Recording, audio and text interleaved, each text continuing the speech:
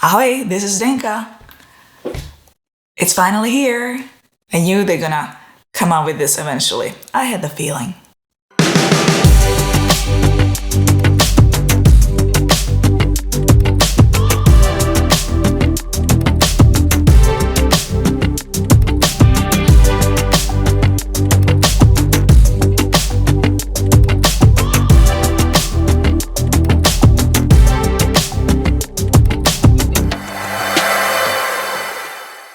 I have a collection of Freewell filters, many of them I shown on this channel. We talked about variable ND filters, circular polarizers, mist filters, and now here are the Freewell variable NDX mist filters. If you're guessing that these filters are similar to Polar Pro Peter McKinnon filters, the ND mist variable filters, then you're guessing right. Except this thing is way cheaper.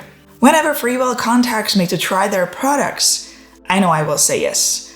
I'm not getting paid by them, they're not telling me what to say. I like the quality. They make a big difference in my photos and videos. There is a big difference between the filters I used to buy in the past and these ones. I'll show you the filter itself in a little bit, but let's jump straight into sample video. I took it out the other day, we finally got some snow, the scenery was white again, finally. And how about I'm gonna show you first sample video with just a regular Freewell variable ND filter with no mist in it.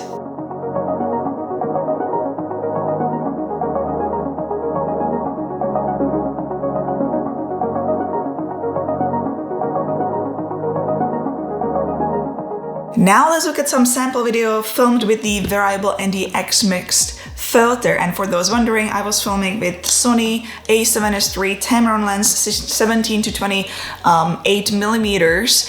I was filming in standard color profile, 24 frames per second and 60 frames per second. And later on, I was also filming in log and color graded the whole thing in a post. What you will notice is the softer look, shadows are raised, highlights are diffused, skin is softer, and you get the pretty halation effect.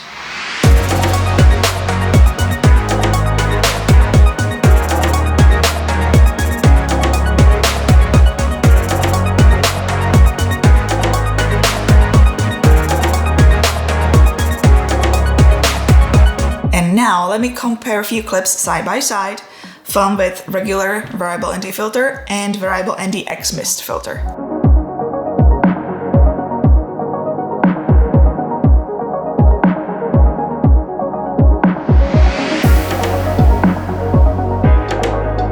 When it comes to the soft look, you either like it or you don't.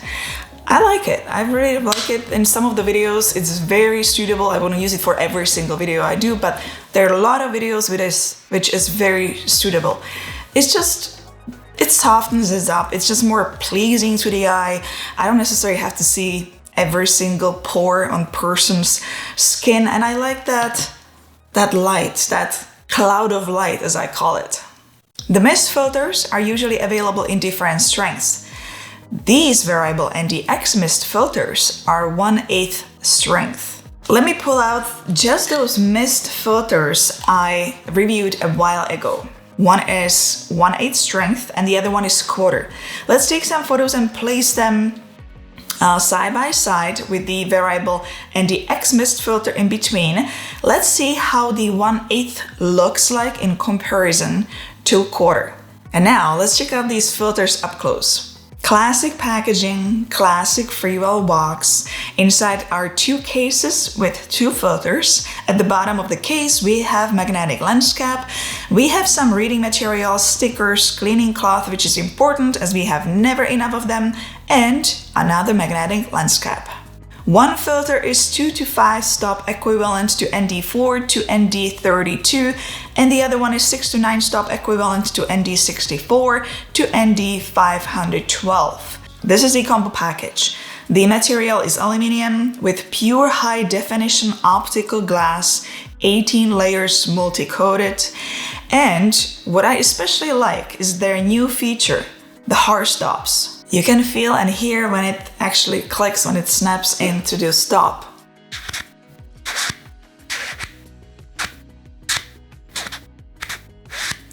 It's very helpful because, and that's a huge improvement on those filters. They didn't have that feature on the previous ones. When you have filters, which they don't have it, and you just kind of turn it and there's no snap in it, or sometimes there's not even a numbers, you have to keep checking here and there if you accidentally didn't turn it. Did happen to me before, so it's definitely a huge improvement. I really like that feature. The reason there are two filters is to avoid the cross-hatch pattern or cross-polarization. And there is no vignetting and there is no color cast. I actually did a little test with the sky, so here it is. 2 stops. 3 stops. 4 stops. 5 stops. This is 6 stop, 7 stop, 8 stop, 9 stop. I'm quite happy that they came up with the variable ND filters with the mist already in them. I use just the mist filters for photography all the time because I don't need the variable ND filter there outdoors. So when I'm taking photos, I definitely use just the mist filters. I also use just the mist filters when I'm filming indoors. Depending how I feel, the morning I put the stronger one or the soft one. I'm just kidding.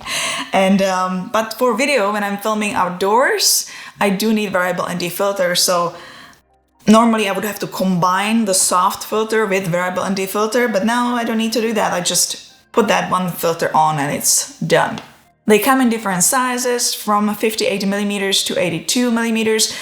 If you don't want to buy the whole combo, both of the filters you can get separately.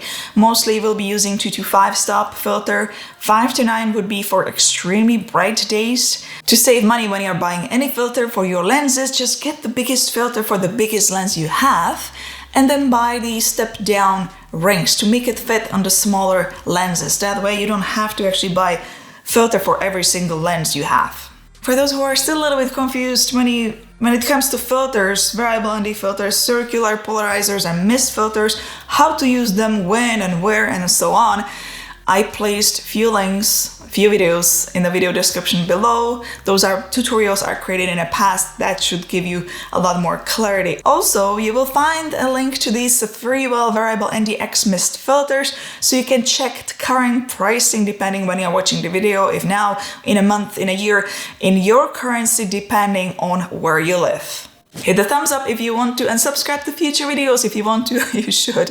And if you have any questions, comments, want to say hi or ahoy, you know what to do. You can leave it in the comments section below and I'll see you, my friends, in the next video. Ciao, ahoy.